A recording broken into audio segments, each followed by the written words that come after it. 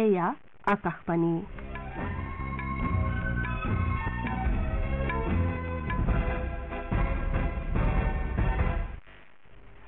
বাতৰি পঢ়িছো প্ৰজন্মা চহৰীয়াই এতিয়া প্ৰধান বাতৰিসমূহ হ'ল প্ৰধানমন্ত্ৰী নৰেন্দ্ৰ মোদীয়ে আজি বাৰাণসীত দেশৰ প্ৰায় 9 কোটি 26 লাখ কৃষকলৈ পিএম কিষাণ আঁচনিৰ 17 সংখ্যক কিস্তিৰ ধনৰাশি আনুষ্ঠানিকভাৱে মোকলাই দিব কেন্দ্ৰীয় গৃহমন্ত্ৰী অমিত শ্বাহে কৈছে যে মণিপুৰৰ জনসাধাৰণৰ সুৰক্ষা আৰু নিৰাপত্তা সুনিশ্চিত কৰাৰ বাবে কেন্দ্ৰীয় চৰকাৰ সম্পূৰ্ণৰূপে প্ৰতিশ্ৰুতিবদ্ধ কেন্দ্ৰীয় কৃষি আৰু গ্ৰামোন্নয়ন মন্ত্ৰী শিৱৰাজ সিং চৌহানে কালি মধ্যপ্ৰদেশৰ বুধনী সমষ্টিৰ বিধায়ক পদ ত্যাগ কৰিছে পশ্চিমবংগৰ পৰিবহণ বিভাগে দুৰ্ঘটনাগ্ৰস্ত আগৰতলা শিয়ালদহ কাঞ্চনজংঘা এক্সপ্ৰেছৰ যাত্ৰীসকলৰ বাবে বিশেষ বাছ সেৱাৰ ব্যৱস্থা কৰিছে আৰু ICC T20 বিশ্বকাপ ক্ৰিকেট প্ৰতিযোগিতাৰ কালি সন্ধিয়া ত্ৰিনিদাদৰ ব্ৰায়ান লাৰা ষ্টেডিয়ামত অনুষ্ঠিত এখন খেলত নিউজিলেণ্ডে পাপুৱা নিউ গিনিক 7 উইকেটত পৰাজিত কৰে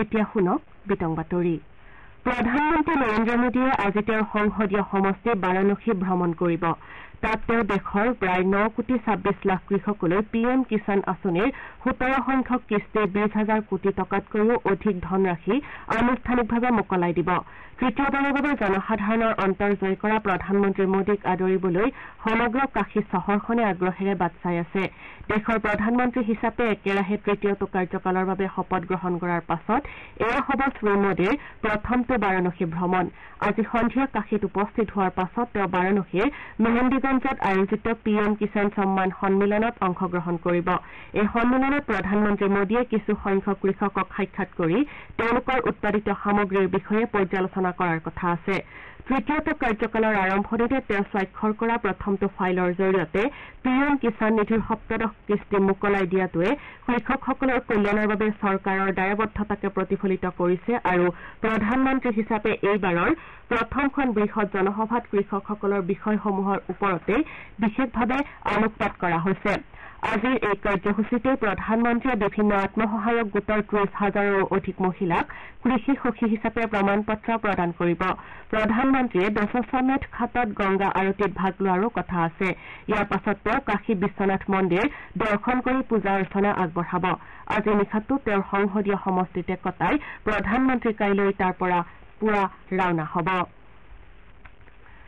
কেন্দ্ৰীয় গৃহমন্ত্ৰী অমিত শ্বাহে কৈছে যে মণিপুৰৰ জনসাধাৰণৰ সুৰক্ষা আৰু নিৰাপত্তা সুনিশ্চিত কৰাৰ বাবে কেন্দ্ৰীয় চৰকাৰ সম্পূৰ্ণৰূপে প্ৰতিশ্ৰুতিবদ্ধ নতুন দিল্লীত কালি মণিপুৰৰ নিৰাপত্তা পৰিস্থিতি পৰ্যালোচনা কৰাৰ বাবে আয়োজন কৰা এখন উচ্চ পৰ্যায়ৰ বৈঠকত অধ্যক্ষতা কৰি শ্ৰী শ্বাহে কয় যে গৃহ মন্ত্ৰালয়ে ৰাজ্যখনৰ জাতিগত বিভেদ দূৰ কৰাৰ উদ্দেশ্যে মেইটেই আৰু কুকি দুয়োটা গোটৰ সৈতে শীঘ্ৰেই আলোচনা কৰিব তেওঁ মণিপুৰত শান্তি শৃংখলা পুনৰ ঘূৰাই অনাৰ বাবে কেন্দ্ৰীয় বাহিনীৰ কৌশলগত নিয়োগত গুৰুত্ব আৰোপ কৰে মন্ত্ৰীগৰাকীয়ে কয় যে প্ৰয়োজন সাপেক্ষে ৰাজ্যখনত অধিক বাহিনী নিয়োগ কৰা হ'ব শ্ৰী শ্বাহে ৰাজ্যখনত হিংসাত্মক কাৰ্যত উচতনি যোগোৱা লোকসকলৰ বিৰুদ্ধে আইন অনুসৰি কঠোৰ পদক্ষেপ গ্ৰহণ কৰিবলৈও নিৰ্দেশ দিয়ে তেওঁ কয় যে ৰাজ্যখনৰ নিৰাপত্তা পৰিস্থিতি শক্তিশালী কৰাৰ বাবে কেন্দ্ৰীয় চৰকাৰে মণিপুৰ চৰকাৰক সক্ৰিয়ভাৱে সমৰ্থন আগবঢ়াই আহিছে গৃহমন্ত্ৰীগৰাকীয়ে ৰাজ্যখনৰ আশ্ৰয় শিবিৰসমূহৰ পৰিস্থিতি বিশেষকৈ খাদ্য পানী ঔষধ আৰু অন্যান্য মৌলিক প্ৰয়োজনীয় সা সুবিধাসমূহৰ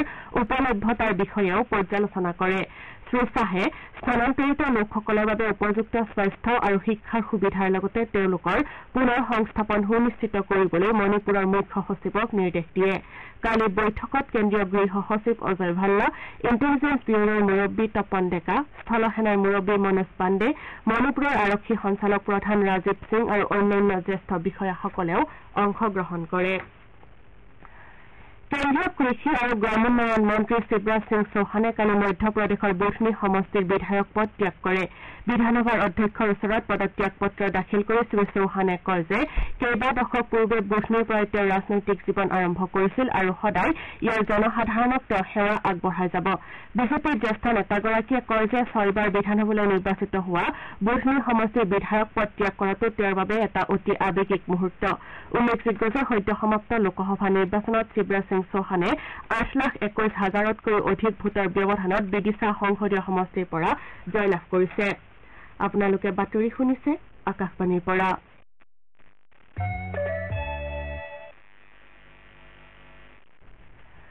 দুৰ্ঘটনাগ্ৰস্ত আগৰতলা শিয়ালদহ কাঞ্চনজংঘা এক্সপ্ৰেছৰ যাত্ৰীসকলক গন্তব্যস্থানলৈ লৈ যোৱাৰ বাবে পশ্চিমবংগৰ পৰিবহণ বিভাগে বিশেষ বাছ সেৱাৰ ব্যৱস্থা কৰিছে। শিয়ালদহ ষ্টেচনত ইতিমধ্যে যাত্ৰীসকলৰ এটা শিবিৰ স্থাপন কৰা হৈছে। পশ্চিমবংগৰ পৰিবহণ মন্ত্ৰী স্নেহাশিষ চক্ৰৱৰ্তী, কলকাতাৰ মেয়ৰ ফিৰহাদ হাকিম আৰু পৰিবহণ সচিব সৌমিত্ৰ মোহন এই শিবিৰ পৰিচালনাৰ দায়িত্বত আছে। উল্লেখযোগ্য যে পশ্চিমবংগৰ ৰঙাপানী ষ্টেচনত কালি পুৱা সংঘটিত ৰেল দুৰ্ঘটনাত ৰেল কৰ্মচাৰীসহ 9 গৰাকীকৈ লোকৰ মৃত্যু হোৱাৰ লগতে কেইবাগৰাকীও লোক আহত হয়। নিউ জলপাইগুৰি ৰেল ষ্টেচনৰ সমীপত শিয়ালদহলৈ গৈ থকা কাঞ্চনজংঘা এক্সপ্ৰেছ আৰু এখন মালবাহী ৰেলৰ মাজত হোৱা সংঘৰ্ষৰ ফলত এই দুৰ্ঘটনাটো সংঘটিত হয়। ৰেল বিভাগৰ সূত্ৰই জনোৱা অনুসৰি মালবাহী ৰেলখন ছিগনেল পোৱাৰ আগেয়ে ৰাওনা হয় আৰু কাঞ্চনজংঘা এক্সপ্ৰেছৰ পাছফালে খুন্দা মাৰে। প্ৰধানমন্ত্ৰী নৰেন্দ্ৰ মোদীয়ে অহা 30 জুনত আকাশবাণীৰ মন কী বাত অনুষ্ঠানৰ যোগেদি দেশ বিদেশৰ জনসাধাৰণৰ আগত নিজৰ মনৰ ভাৱ ব্যক্ত কৰিব। এয়া হ'ব অনুষ্ঠানটিৰ 111 সংখ্যক আৰু শ্ৰী মোদী একেৰাহে তৃতীয়টো কাৰ্যকালৰ বাবে প্ৰধানমন্ত্ৰী হিচাপে নিৰ্বাচিত হোৱাৰ পাছত প্ৰচাৰ হ'বলগীয়া প্ৰথমটো খণ্ড। প্ৰধানমন্ত্ৰীয়ে এই অনুষ্ঠানৰ বাবে জনসাধাৰণৰ পৰা দিহা পৰামৰ্শ বিচাৰিছে। জনসাধাৰণে 1800117800 এই শুল্কবিহীন নম্বৰত ফোন কৰি প্ৰধানমন্ত্ৰীলৈ দিহা পৰামৰ্শ আগবঢ়াব পাৰিব।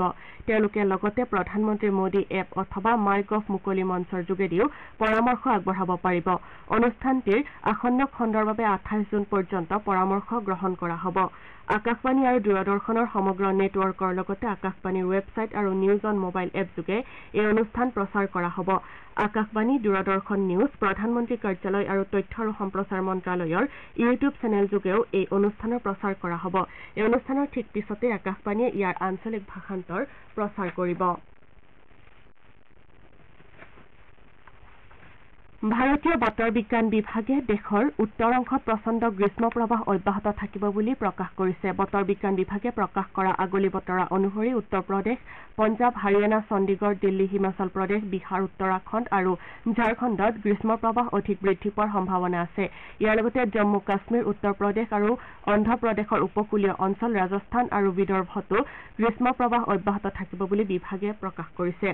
আনহাতে অসম আৰু মেঘালয়ত অহা 3 দিনত ধাৰাসাৰৰ পৰা প্ৰবল বৰষুণ হোৱাৰ সম্ভাৱনা আছে বুলি বতৰ বিজ্ঞান বিভাগে প্ৰকাশ কৰিছে।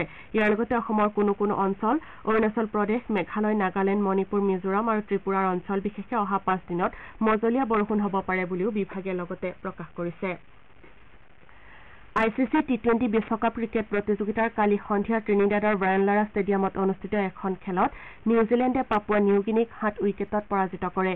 খেলখনত নিউজিলেণ্ডে টছত জিকি প্ৰথমে বলিং কৰাৰ সিদ্ধান্ত লৈ পাপুৱা নিউগিনিক 19 অভাৰ আৰু 4টা বলত 78 ৰানতেই সীমিত কৰে। নিউজিলেণ্ডৰ হৈ লকি ফাৰ্গুনছে নিজৰ 4টাকৈ অভাৰত এটাও ৰান নিদি 3টা উইকেট দখল কৰে। এই সাফল্যৰ পিছত ফাৰ্গুনছে T20 আন্তঃৰাষ্ট্ৰীয় ক্ৰিকেটত 4টা অভাৰত এটাও ৰান নিদিয়া দ্বিতীয়গৰাকী বলাৰ হিচাপে বিবেচিত হয়। প্ৰতিযোগিতাত আজি ছেণ্ট লুচিয়াৰ ডেৰেন চাম্মি নেচনেল ষ্টেডিয়ামত অনুষ্ঠিত খেলখনত ৱেষ্ট ইণ্ডিজে আফগানিস্তানৰ বিৰুদ্ধে অৱতীৰ্ণ হৈছে। খেলখনত আফগানিস্তানে টছত জিকি প্ৰথমে বলিং কৰাৰ সিদ্ধান্ত লয়। আমাৰ বাতৰি যুগুতোৱাৰ পৰলৈকে ৱেষ্ট ইণ্ডিজে 13 অভাৰত 3টা উইকেট হেৰুৱাই 141 ৰান কৰি খেলি আছে। UEFA ইউৰোপিয়ান ফুটবল চেম্পিয়নশ্বিপত শ্লোভাকিয়াই ইতিহাস ৰচিছে। জাৰ্মানীৰ ফ্ৰেংকফৰ্টত কালি গ্ৰুপ ইৰ এখন খেলত শ্লোভাকিয়াই বেলজিয়ামক 1-0 গ'লৰ ব্যৱধানত পৰাস্ত কৰে। খেলখনৰ 7 মিনিটত ইভান স্ক্ৰাঞ্জৰ একমাত্ৰ গ'লৰ সহায়ত বিশ্বৰ 48 সংখ্যক স্থানৰ দল শ্লোভাকিয়াই তৃতীয় স্থানৰ বেলজিয়াম দলৰ পৰা 3 পইণ্ট লাভ কৰে। আনহাতে গ্ৰুপ ডিত ফ্ৰান্সে ডাছেলডৰ্ফত অষ্ট্ৰেলিয়াৰ বিৰুদ্ধে 1-0 ফলাফলৰ জয়েৰে অভিযান আৰম্ভ কৰিছে। বাতৰি শেষ কৰাৰ পূৰ্বে প্ৰধান বাতৰিকেইটা আকৌ এবাৰ পঢ়ি দিছো। প্ৰধানমন্ত্ৰী নৰেন্দ্ৰ মোদীয়ে আজি বাৰাণসীত দেশৰ প্ৰায় 9,26,00,000 কৃষকলৈ PM কিষাণ আঁচনিৰ 17 সংখ্যক কিস্তিৰ ধনৰাশি আনুষ্ঠানিকভাৱে মোকলাই দিব। কেন্দ্ৰীয় গৃহমন্ত্ৰী অমিত শ্বাহে কৈছে যে মণিপুৰৰ জনসাধাৰণৰ সুৰক্ষা আৰু নিৰাপত্তা সুনিশ্চিত কৰাৰ বাবে কেন্দ্ৰীয় চৰকাৰ সম্পূৰ্ণৰূপে প্ৰতিশ্ৰুতিবদ্ধ। কেন্দ্ৰীয় কৃষি আৰু গ্ৰামোন্নয়ন মন্ত্ৰী শিৱৰাজ সিং চৌহানে কালি মধ্যপ্ৰদেশৰ বুছনি সমষ্টিৰ বিধায়ক পদত্যাগ কৰিছে আৰু ICC T20 বিশ্বকাপ ক্ৰিকেট প্ৰতিযোগিতাৰ কালি সন্ধিয়া ত্ৰিনিদাদৰ ব্ৰায়ান লাৰা ষ্টেডিয়ামত অনুষ্ঠিত এখন খেলত নিউজিলেণ্ডে পাপুৱা নিউগিনিক 7 উইকেটত পৰাজিত কৰে। আমাৰ এতিয়াৰ বাতৰি ইমানতে অন্ত পৰিল। নমস্কাৰ।